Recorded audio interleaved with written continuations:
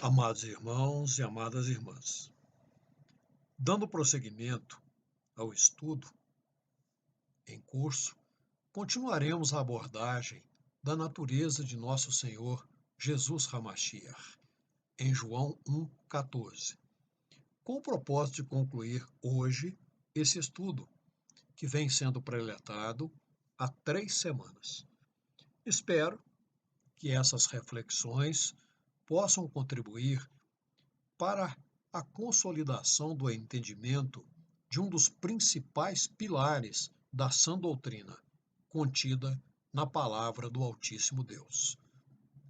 Do que estou falando, afinal?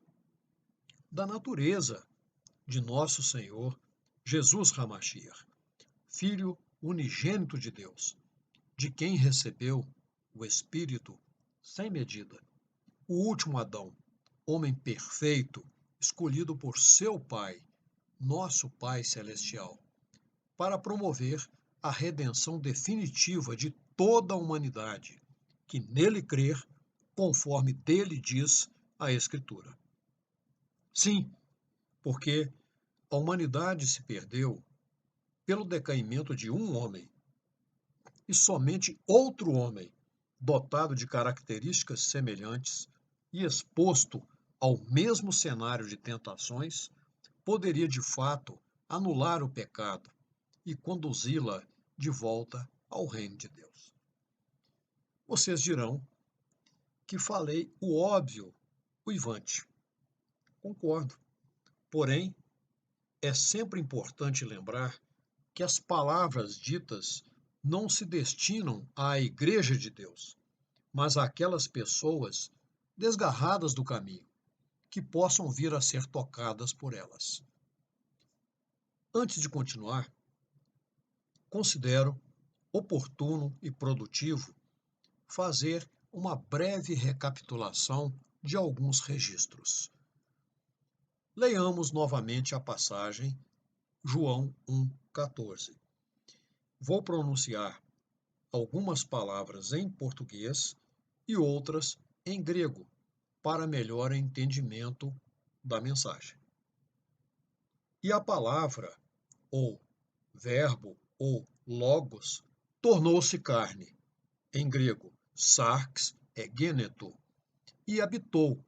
Na verdade, o verbo que aqui aparece é skenosen, do verbo skenoo, lançou tenda, acampou entre nós. E vimos, na verdade, o vocábulo em grego é theasameta, que significa contemplamos, vimos de perto, com profundidade, sua glória, na pessoa do unigênito Pai, cheio de graça e de verdade. Rememorando, a palavra egêneto expressa a terceira pessoa do singular do verbo ginomai, no aoristo médio indicativo, só palavrões. Mas, explicando, o aoristo, que não existe em língua portuguesa, indica uma ação verbal ou um acontecimento sem definir absolutamente seu tempo de duração, ou sem definir com precisão o tempo em que a ação ocorreu. É uma espécie de tempo passado, indefinido, indeterminado. Cabe relembrar também que no final de nossa conversa anterior, dissemos que no tocante a Lucas, é preciso ter em conta que ele é o escritor do Evangelho que estava ocupado em ressaltar que havia inquirido aqueles que desde o princípio eram testemunhas oculares e ministros da palavra. Isso está registrado em Lucas 1, 2. Marcos também inicia seu relato com a palavra princípio. Até mesmo Mateus não deixa de ter seu conceito de começo quando abre sua narrativa com uma genealogia ou o princípio, a gênese de Jesus HaMashiach. Lembro-me neste momento, de ter lhes perguntado em alguma ocasião anterior. Todos os três evangelhos sinópticos são abertos, fazendo menção a Nosso Senhor Jesus, registrando eventos de sua vida entre nós. Marcos e Lucas abordam o princípio do ministério do Mashiach e Mateus inicia sua narrativa com a genealogia dele. Será que João foi uma exceção solitária e teria iniciado seu registro com uma citação de Gênesis? Absurdo, indefensável. Amados irmãos e amadas irmãs, sabemos que os apóstolos tinham convicção firme e clara de que a pregação da palavra começou em determinado momento, como se pode depreender em Atos 10, 36 e 37. A palavra que o Altíssimo Deus enviou aos filhos de Israel, anunciando a paz por Jesus Hamashia, que é o Senhor de todos, essa palavra, vós bem sabeis, veio por toda a Judéia, começando pela Galiléia, depois do batismo que João o Batista pregou. Se considerarmos o inteiro teor da Aliança Renovada, ou, se preferirem, do Novo Testamento, fica patente que existe uma consciência predominante de um novo princípio no propósito de Deus, em João 1, de 1 a 5. Esse trecho é um prólogo em si, um resumo da história da salvação, como já vimos. Todo o contexto do capítulo 1 de João envolve Jesus e João, o Batista. Isso requer que a palavra e o Batista sejam contemporâneos e proporcionais. Não faz sentido comparar um fundamento da divindade em um ponto de existência no início de Gênesis com um homem por volta do ano 30 depois do Mashiach. Para quê? Por quê? Com que finalidade? Todo o contexto concentra-se no anúncio do Messias pelas terras de Israel, destacando o princípio. Princípio de quê? De seu ministério, alcançando todo o evangelho, ou seja, as boas novas da nova criação. Essa é a intenção de João 1, de 1 a 5. Absolutamente nada nesse texto sugere ou indica, ainda que remotamente, a dedução de que o Altíssimo, único e verdadeiro Deus, estava em companhia de seu Filho Jesus na criação dos céus e da terra. Pelo exposto, podemos afirmar que a melhor tradução para as palavras gregas enarche ou arque, enrologos, escrita por João, é, no princípio, as notícias ou as boas novas eram ditas em toda parte. Isto é, a palavra que no princípio pairava sobre a face das terras de Israel. É importante referirmos que muitos estudiosos do texto bíblico entendem a palavra no prólogo de João como uma alusão ao propósito declarado de Deus de redimir a humanidade da morte. Esse propósito divino teria sido declarado por Deus desde o princípio, isto é, o princípio da história redentora, pela qual o Altíssimo Deus revelava seu plano de redimir a humanidade no Messias. Essas pessoas que defendem tal interpretação citam Paulo em 2 Coríntios 5,19. Deus estava no Messias, reconciliando consigo o mundo, e também Gênesis 3:15. E porei inimizade entre ti e a mulher, entre tua semente e sua semente. Essa ferir-te-á a cabeça, e tu ferirás seu calcanhar. Considero importante que analisemos ainda outras duas fontes. Primeira carta de Pedro 1:20. Jesus, o qual, na verdade, em outro tempo, foi conhecido ainda antes da fundação do mundo, mas manifestado nestes últimos tempos por amor de vós.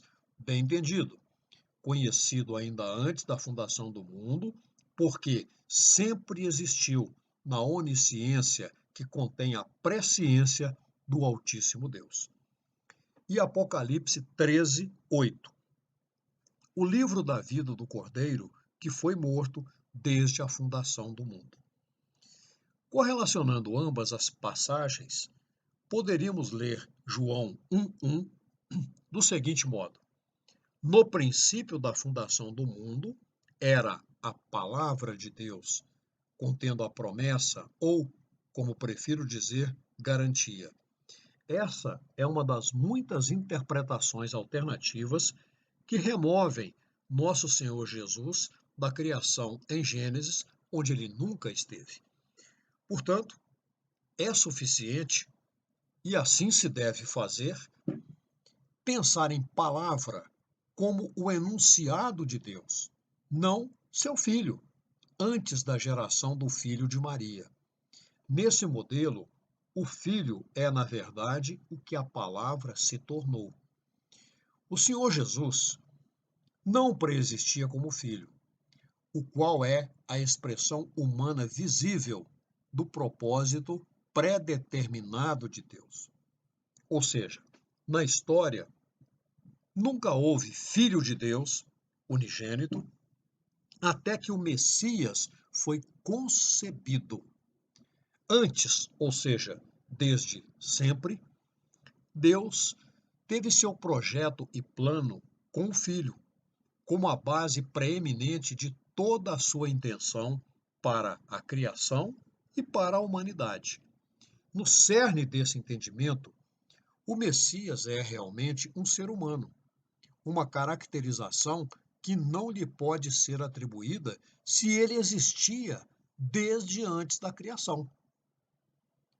Amados irmãos e amadas irmãs, cabe-nos ainda firmar o significado da palavra arche ou arque em João 1.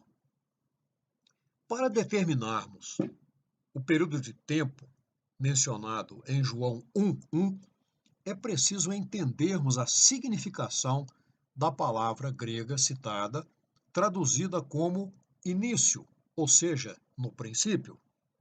Trata-se do vocábulo arche ou arque, que pode também expressar a ideia de chefia e comando, como, por exemplo, em arcanjo, chefe dos anjos, comandante. Primeiramente, considero mandatório avaliarmos que essa palavra grega tem uma ampla gama de definições e aplicações, e somente o contexto que nunca pode ser descartado em uma exegese. Isso é uma regra fundamental da hermenêutica. Somente o contexto, então, pode determinar a acepção correta dessa ou de qualquer outra palavra. Esse termo arre ou arque pode referir-se ao começo de qualquer coisa. E é deplorável, para dizer o mínimo, que numerosos tradutores da Bíblia se sentissem restritos em seu uso e aplicação. Uma das razões possíveis para que isso tenha acontecido pode ter sido a interferência da chamada teologia na capacidade e na decisão tradutora de uma pessoa. Isso significa que muitas vezes a pessoa usa sua equação pessoal, suas preferências, suas tendências, suas predileções para tomar determinada decisão no âmbito tradutor. o que é inaceitável. Vejamos alguns exemplos para ilustrar como o termo arre ou arquê foi usado em outras partes do texto evangélico de João como referência ao ministério de nosso Senhor Jesus. Leamos João 6,64, que contém uma chave essencial. Pois Jesus sabia desde o princípio, e a palavra consignada aqui no texto grego é arre ou arquê, quem dentre eles não acreditavam e quem haveria de traí-lo. Nesse texto, desde o princípio, o arre ou arquê descreve apropriadamente o princípio de seu ministério como o Mashiach, e não o princípio da criação de todas as coisas. Em Marcos 1:5, que já estudamos, encontramos uma aplicação idêntica de arre ou arquê com associação direta ao início do Evangelho do Mashiach, como anunciador das boas novas. Princípio do Evangelho de Jesus HaMashiach, Filho de Deus. Mas retornemos a João 1. Apenas alguns versos à frente, João continua seu uso de arre, arquê, nos quais escreve sobre o início do primeiro milagre do Messias, em Caná da Galileia. Leiamos João 2:11. Jesus principiou assim seus sinais em Caná da Galileia e manifestou sua glória, e seus discípulos creram nele. Aqui aparece a palavra arre, arquê. Cabe ressaltar que a palavra arre, arquê, pode ser usada para o princípio de Gênesis, mas não em João 1:1. O próprio Senhor Jesus acrescenta um forte argumento como prova de que, em João 1:1, arre, arquê, refere-se ao começo de seu ministério. Leamos João 15:27, verso em que o Messias menciona a promessa de enviar o Parácletos. E vós também testificareis, pois estivestes comigo desde o princípio. Qual princípio? Desde Gênesis? Os apóstolos estavam com o Senhor Jesus? Não, desde o começo de seu ministério. Em João 16, 3 e 4, ele volta a dizer: E isso farão a vós, porque não conheceram ao Pai nem a mim. Mas tenho-vos dito isso, a fim de que, quando aquela hora chegar, vos lembreis de que já vô-lo tenha dito. E eu não vos disse isso desde o princípio, porque estava convosco. Desde o princípio de tudo, da criação de todas as coisas em Gênesis, ou desde o princípio do ministério?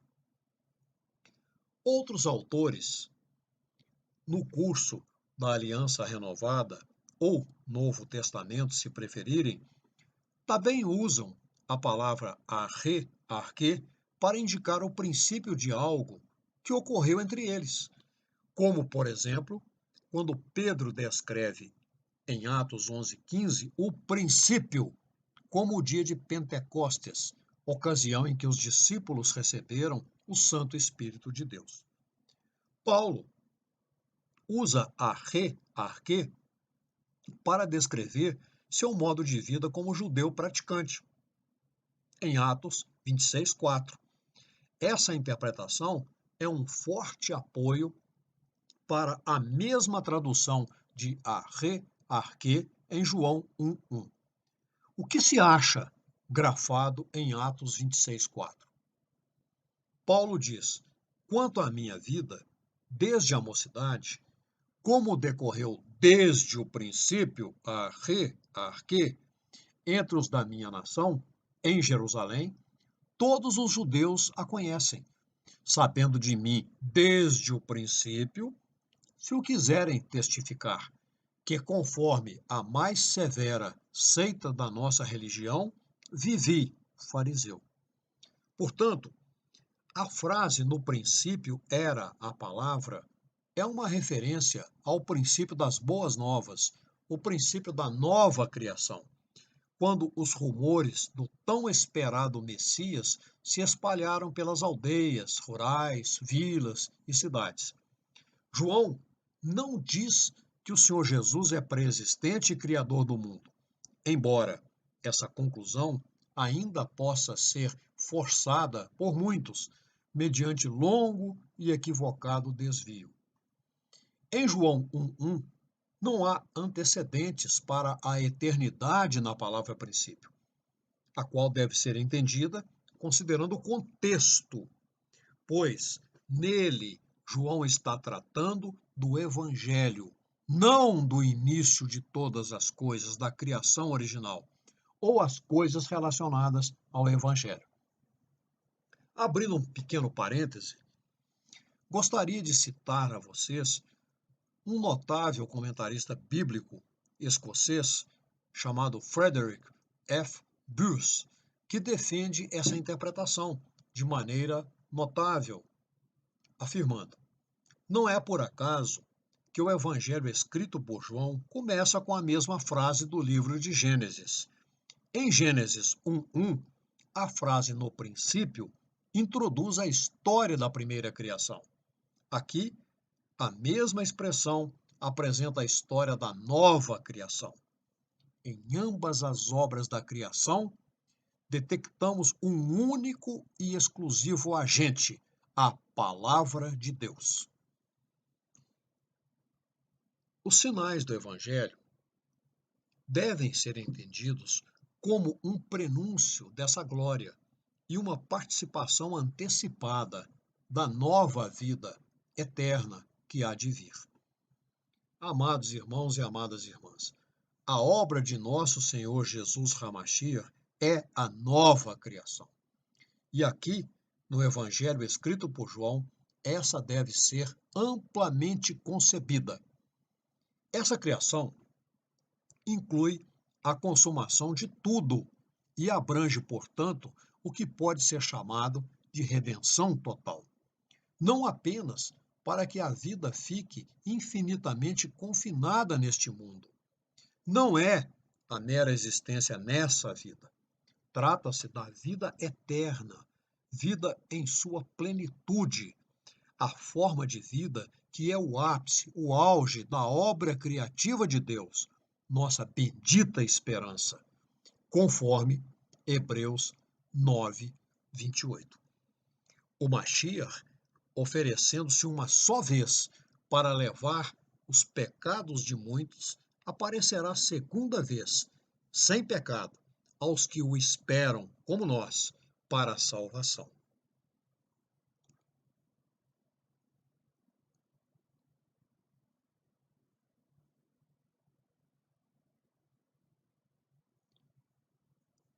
Leamos Hebreus 6:5, em que se fala do Aion. O Aion por vir é a eternidade do reino de Deus.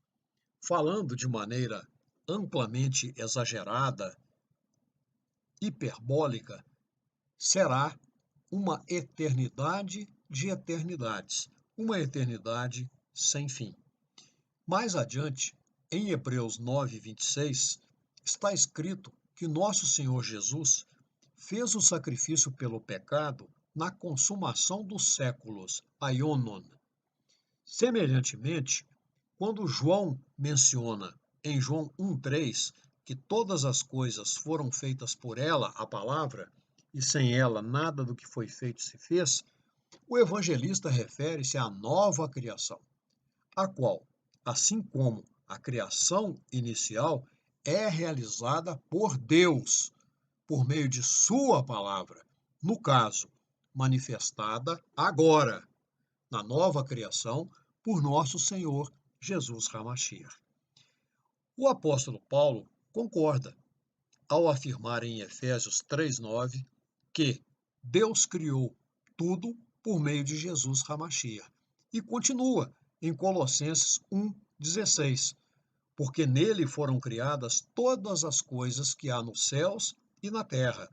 Tudo foi criado por ele, por causa dele e para ele. Isso constitui uma prova evidente de que a palavra não se refere ao mundo físico.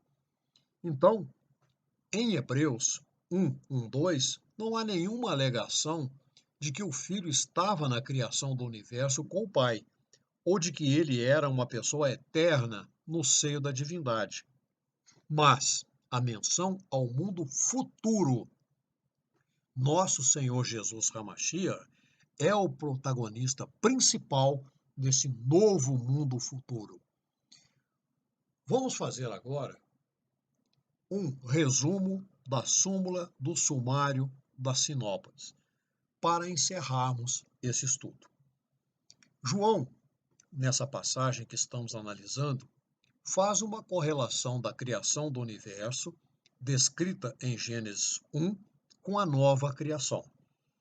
No princípio, o Altíssimo Deus realizou a criação de tudo o que há, mediante sua palavra, dotada de sua onipotência. Em João 1, verificamos o relato de que, mais uma vez, o Altíssimo Deus usa sua palavra para dar início à nova criação que havia prometido desde o começo. Na verdade, desde sempre. No entanto, agora, sua palavra onipotente foi manifesta por seu Filho unigênito, nosso Senhor Jesus Hamashiach. As pessoas redimidas são descritas como uma nova criação, e o Mashiach foi o escolhido e encarregado pelo Altíssimo Deus para implementá-la. Habitaremos, amados irmãos e amadas irmãs, pois novos céus e nova terra, em justiça, amor e paz, em harmonia plena com o Pai e com o Filho.